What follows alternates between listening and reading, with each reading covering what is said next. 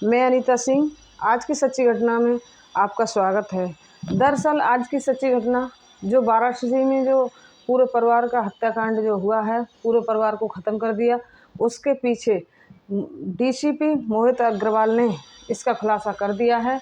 इसकी हत्या को 27 साल पहले यानी 1997 में जो हत्याएं उस फैमिली में हुई थी, जो राजेंद्र गुप्ता ने की थी, अपने भैया और भाभी प्लस अपने पिता और उनकी सुरक्षा में 2 गार्ड लगे हुए थे, उनकी और 1 गोली आम आदमी के लगी थी। कुल मिला के 5 हत्याएं हुई थी। उसका बदला लेने के लिए ये हत्याएं की गई हैं।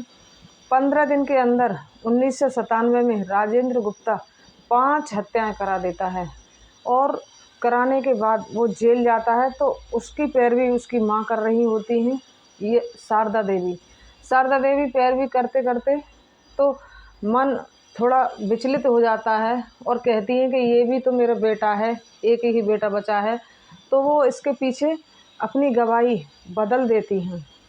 जैसे ही राजेंद्र गुप्ता को सलाखों के पीछे सज़ा होने वाली थी, तभी वो अपनी गवाही बदल देती हैं और कहती हैं कि ये भी मेरा ही बेटा है। तो करने के बाद राजेंद्र गुप्ता 2003 में बाहर आ जाता है और पूरे कारोबार को, व्यवसाय को आगे बढ़ाता है और आगे भी बढ़ता है। इसी के साथ साथ उसका परिवार भी बढ़ता है और परिवार में 3 बच्चे नवनेंद्र, शुभेंद्र, गौरांगी ये भी होते हैं।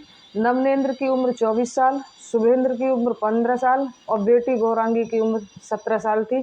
परिवार हंसता खेलता परिवार। कभी उन्होंने सपने में भी नहीं सोचा होगा कि यहाँ तक आने के बाद, यहाँ तक पहुँचने के बाद इस फैमिली का अंत हो जाएगा। भाई और बहनों, ये हमें समाज को विचार करना चाहिए कि इस परिवार में कारोबार तो बढ़ा लेकिन परिवार नहीं बढ़ा। परिवार वहीं सिकुड़ कर रह गया। जो 27 साल पहले राजेंद्र गुप्ता ने अपने भैया और भाभी की प्लस पिता की जो हत्या की थी, उसके बेटे जुगनू और विक्की जो इस टाइम बेंगलोर में रहते हैं, उनके अंदर ये बदले की भावना पनप रही थी। लेकिन इसकी भनक राजेंद्र गुप्ता को कभी नहीं लगी। वो सिर्फ मौका देख रहे थे कि कब हमें बदला लेना है। इधर राजेंद्र गुप्ता का बेटा नवनेंद्र, उम्र 24 साल, बेंगलोर में मल्टीनेशनल कंपनी में इंजीनियर होता है और दीपावली पर वो अपने घर आया हुआ था। तो वो ये उनके मन में ये चल रहा था कि विक्की के मन में कि हमें फैमिली में किसी को छोड़ना नहीं है। ऐसा मौका देख रहे थे कि ये सारा परिवार एक जगह हो, तो ऐसे ही दीपावली आती है, सभी फैमिली एक जगह हो जाती है, आने जाने का दौर शुरू हो जाता है। तो इसी बीच विक्की और जुगनू पुश्तैनी घर भदैनी में अपनी दादी जी से मिलने आते हैं। और काश राजेंद्र गुप्ता के बच्चे कभी सोच लेते कि ये दोनों भाई हमारा काल बनकर आए हैं, तो हो सकता है उनकी जान बच जाती। किसी को कानों तक भनक नहीं लगती है। 2-3 दिन वो रेकी करके हाई प्रोफाइल शूटरों द्वारा ये हत्याएं कराई गई हैं। उनको सारी जानकारी देते हैं क्या है।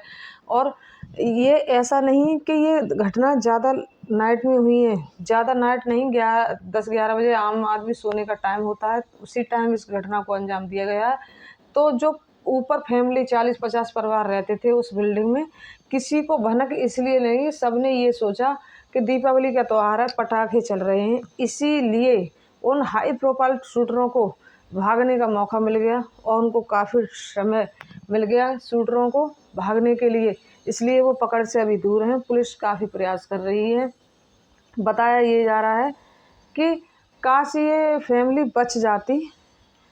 तो उनकी दादी हैं शारदा देवी, उन्होंने रिक्वेस्ट भी कहा है, उनको कुछ भनक लगी है कि ये दोनों ये किस लिए आए हैं। उन्होंने रिक्वेस्ट भी की है कि बेटा, एक ही तो बेटा बचा है और आप, वो भी मेरा बेटा है, आप क्यों ऐसा करना चाह रहे हो।